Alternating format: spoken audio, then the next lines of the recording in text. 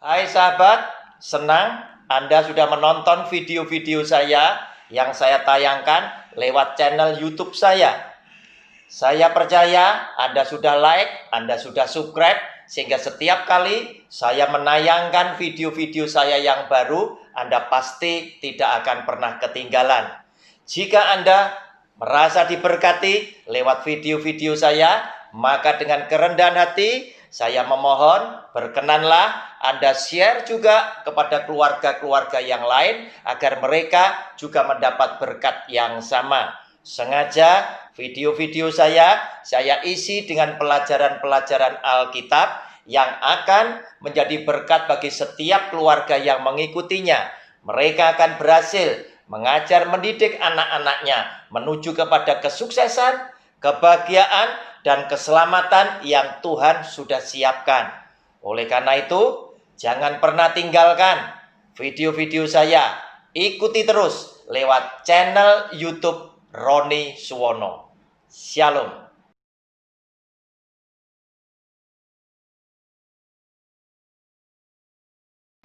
Shalom. Jumpa kembali dengan channel pribadi saya lewat program Sabar Selidiki Alkitab bersama Roni Suwono. Saudara, kita memasuki video yang ketiga yang judul kecilnya berbunyi Sumpah Setia kepada Tuhan Allahmu. Dari judul besar, Hidup Takut akan Tuhan Allahmu. Saudara, kita sudah memahami yang dimaksud hidup takut akan Tuhan Allahmu adalah hidup yang ingin tidak melanggar firman Tuhan, yang ingin tidak melakukan perbuatan dosa, tetapi muncul dari hati yang paling dalam kepada orang yang hidupnya takut kepada Tuhan, dengan takut dan gentar di hadapan Dia, yaitu orang-orang yang punya tekad. Di dalam hidupku, aku ingin menyukakan hati Tuhan. Aku ingin memuliakan nama Tuhan dengan melakukan setiap perintah dan ketetapannya di dalam kehidupanku. Oleh karena aku tahu Tuhanku sudah berbuat terlalu banyak kebaikan atas hidup keluargaku, bahkan Dia sudah membuktikan dengan segala kasih sayangnya. Dia rela berkorban di atas kayu salib demi menebus dosa umat manusia, termasuk saudara dan saya dan keluarga kita masing-masing. Itulah yang dimaksud hidup takut akan Tuhan Allahmu. Saudara, kita baca lebih dulu Ulangan pasal 6 ayat 10 sampai 18, sehingga judul kecil yang hari ini akan kita perhatikan adalah Sumpah Setia kepada Tuhan Allahmu. Saudara, siapa orang yang bisa mengambil sumpah setia adalah orang yang tahu, memahami bahwa Tuhannya sudah berlaku terlalu baik atas kehidupannya. Kita baca lebih dulu ayat 10 sampai 18. Maka apabila Tuhan Allahmu telah membawa engkau masuk ke negeri yang dijanjikannya dengan sumpah kepada nenek moyangmu, yakni Abraham, Ishak, dan Yakub, untuk memberikannya kepadamu kota-kota yang besar dan baik yang tidak kau dirikan. Rumah-rumah penuh berisi berbagai-bagai barang baik yang tidak kau isi, sumur-sumur yang tidak kau gali, kebun-kebun anggur dan kebun-kebun zaitun yang tidak kau tanami. Dan apabila engkau sudah makan dan menjadi kenyang, maka berhati-hatilah supaya jangan engkau melupakan Tuhan yang telah membawa kamu keluar dari tanah Mesir, dari rumah perbudakan. Engkau harus takut akan Tuhan Allahmu. Kepada Dia haruslah engkau beribadah, dan demi namanya haruslah engkau bersumpah. Janganlah kamu mengikuti Allah lain dari antara Allah bangsa-bangsa sekelilingmu, sebab Tuhan Allahmu adalah Allah yang cemburu di tengah-tengahmu, supaya jangan bangkit murka Tuhan Allahmu terhadap engkau, sehingga Ia memunahkan engkau dari muka bumi. Janganlah kamu mencobai Tuhan Allahmu seperti kamu mencobai Dia di masa. Haruslah kamu berpegang pada perintah, peringatan, dan ketetapan Tuhan Allahmu yang diperintahkannya kepadamu.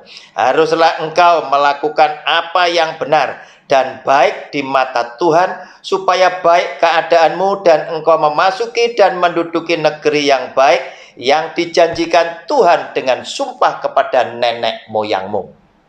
Saudara, siapa orang yang bisa sumpah kepada Tuhan bahwa dia akan setia di dalam hidupnya selama-lamanya? Tentunya adalah orang yang dengan sadar memahami bahwa Tuhan yang Maha Esa tadi, Tuhan telah berlaku begitu banyak kebaikan atas hidupnya. Dan di dalam firman Tuhan ini tadi dikatakan, Dia adalah Tuhan yang sudah membawa orang Israel keluar dari negeri Mesir, dari tempat perbudakan mereka menuju ke negeri yang penuh dengan susu dan madunya berlimpah-limpah di dalam negeri Kanaan tersebut. Dan di situ bahkan dikatakan, engkau ini masuk ke dalam kota yang tak sediakan dan kamu tidak mendirikan kota itu. Bahkan engkau juga tidak menanami kebun anggur yang sudah ada. Engkau tinggal masuk dan menikmati segala kebaikan yang Tuhan sudah siapkan.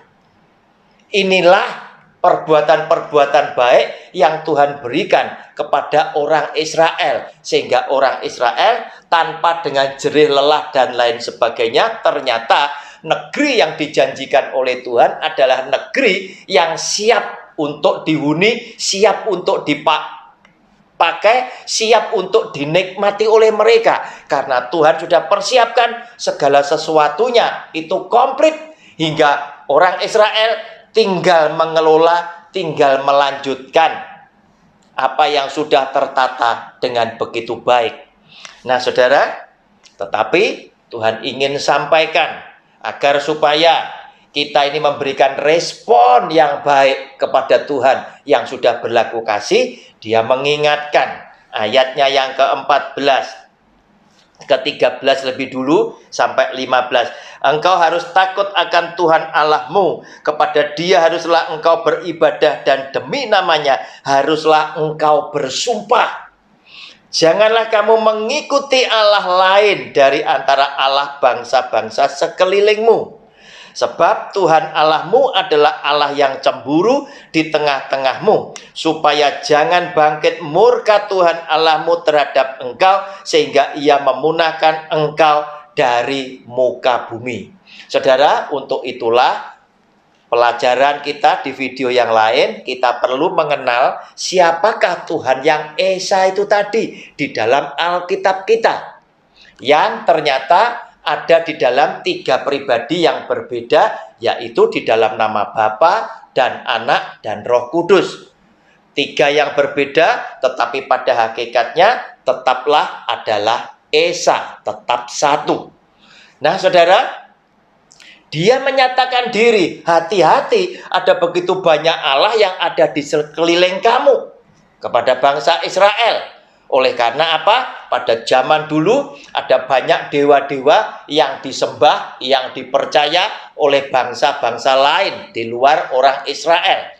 Dan Tuhan adalah Allah yang paling tidak suka, paling cemburu jika Dia yang sudah berbuat baik kepada Israel, yang menyelamatkan Israel dan kemudian memberkati Israel dengan kehidupan yang sangat baik dibandingkan ketika mereka di tanah Mesir, kemudian orang Israel tidak beribadah kepada Dia, tetapi justru ibadah kepada Allah-Allah yang lain. Itulah yang sering dikatakan oleh Tuhan. Sebab Tuhan Allahmu adalah Allah yang cemburu di tengah-tengahmu, supaya jangan bangkit murka Tuhan Allahmu terhadap engkau, sehingga Ia memunahkan engkau dari muka bumi. Saudara, hati-hati, saudara, hati-hati. Jangan sampai kita mendukakan hati Tuhan dengan kita tidak setia kepada Dia. Oleh karena itu, jika kita adalah orang yang sadar Tuhan telah berlaku begitu banyak kebaikan atas kita, harusnya kita berani bersumpah setia kepada Dia untuk selama-lamanya beribadah kepada Dia dan mengikut kepada Dia. Oleh karena itu, Dia adalah Allah yang pencemburu, yang tidak suka ketika umat yang sudah ditolong oleh Dia kemudian tidak beribadah kepada Dia, tidak setia, bahkan beribadah kepada Allah yang lain. Saudara, oleh karena itu, ajaran dan didikan sekali lagi adalah sesuatu yang penting oleh kita yang telah mengerti tentang kebaikan Tuhan, harus diajarkan, harus diceritakan kepada anak-anak, cucu, cicit keturunan kita, agar supaya iman kita kepada Yesus Kristus Tuhan sebagai orang tua boleh kita wariskan kepada anak-anak, bahkan kepada cucu kita, bahkan kepada cicit-cicit kita. Kenapa? Karena jika kita tidak mengajar, kita tidak mendidik, hanya kita berharap nanti Tuhan yang akan mengatur semua anak-anak kita, cucu kita. Karena apa? Kita adalah orang yang sudah setia, atau mungkin Anda sedang berkata, bukankah kami adalah orang-orang yang melayani Tuhan? Bukan hanya sebagai pemain musik, bukan hanya sebagai pendoa, tetapi sekaligus banyak pekerjaan Tuhan yang saya ikut terlibat di dalamnya, bahkan saya ikut memberitakan firman Tuhan. Saudara, dengan jabatan engkau sebagai pendeta, sebagai seorang imam pun, saya ingin beritahukan di dalam pelajaran kita bersama-sama ini, tidaklah cukup demikian. Kita tetap harus turun tangan, kita tetap harus jalankan firman yang diperintahkan oleh Tuhan Yesus, agar supaya setiap kita sebagai orang tua, kita mau mengajar, mendidik anak-anak kita sesuai dengan kehendak firman-Nya. Saudara, untuk itu marilah kita buka di dalam 1 Samuel pasalnya yang ke-8. Saya mau bacakan kepada saudara 1 Samuel pasal yang ke-8. Ini adalah kisah daripada Samuel dan anak-anaknya. Kita tahu Samuel adalah anak daripada Hana dan Elkana. Ketika Hana berdoa minta supaya dia diberi kehamilan, dia bernasar bahwa jika Tuhan nanti memberikan kepadaku seorang anak, maka anak ini saya nasarkan Tuhan. Biarlah seumur hidupnya dia melayani Tuhan dan pisau cukur tidak akan menyentuh kepalanya. Sehingga Samuel sejak dia ada dalam kandungan sampai dia mati, rambutnya tidak pernah kena pisau cukur karena dia adalah seorang nasir Allah. Dia menjadi nabi yang besar. Nah saudara, tetapi apa yang terjadi dengan nabi yang besar ini dengan dua anaknya yang namanya Yoel dan Abia? Ternyata anak-anak Samuel bukanlah anak-anak yang bisa ngikuti jalan lurus yang sudah diteladankan oleh Samuel. Oleh karena itu, dengan hikmat Tuhan, kita pun tahu ternyata anak-anak Samuel tidak menjadi sama seperti Samuel. Oleh karena itu, kita mau anak-anak kita menjadi seperti kita. Oleh sebab hal itu, kita harus mengajar dan mendidik mereka seperti yang difirmankan. Saudara, ayat pertama sampai dengan ke-9. Setelah Samuel menjadi tua, diangkatnyalah anak-anaknya laki-laki menjadi hakim atas orang Israel. Nama anaknya yang sulung ialah Yoel dan nama anaknya yang kedua ialah Abia. Keduanya menjadi hakim di Berseba. Tetapi anak-anaknya itu tidak hidup seperti ayahnya. Mereka mengejar laba, menerima suap dan memutarbalikkan keadilan. Sebab itu berkumpullah semua tua-tua Israel. Mereka datang kepada Samuel di Rama dan berkata kepadanya, engkau sudah tua dan anak-anakmu tidak hidup seperti engkau. Maka angkatlah sekarang seorang raja atas kami untuk memerintah kami seperti pada segala bangsa-bangsa lain. Waktu mereka berkata, Berikanlah kepada kami seorang raja untuk memerintah kami. Perkataan itu mengesalkan Samuel. Maka berdoalah Samuel kepada Tuhan. Tuhan berfirman kepada Samuel, dengarkanlah perkataan bangsa itu dalam segala hal yang dikatakan mereka kepadamu, sebab bukan engkau yang mereka tolak, tetapi akulah yang mereka tolak, supaya jangan aku menjadi raja atas mereka. Tepat seperti yang dilakukan mereka kepadaku sejak hari aku menuntun mereka keluar dari Mesir sampai hari ini, yakni meninggalkan daku dan beribadah kepada Allah lain. Demikianlah juga dilakukan mereka kepadamu. Saudara, kita menyaksikan kenyataan yang menyedihkan. Ternyata dua anak laki-laki daripada Samuel, seorang nabi besar yang mengurapi Raja Saul dan Raja Daud, ternyata tidak bisa menjadi hakim yang hidupnya lurus seperti Samuel sebagai bapaknya. Tetapi mereka justru disebutkan memutarbalikkan keadilan, mereka memungut laba, dan mereka menerima suap. Dengan arti kata lain, mereka hidup penuh dengan kedagingan, tidak bisa meneladani Samuel sebagai papanya. Oleh karena itu, judul video yang ketiga, sumpah setia kepada Tuhan Allahmu, hanya bisa dilakukan oleh orang yang memahami betapa banyak kebaikan Tuhan yang sudah dilakukan atas hidupnya,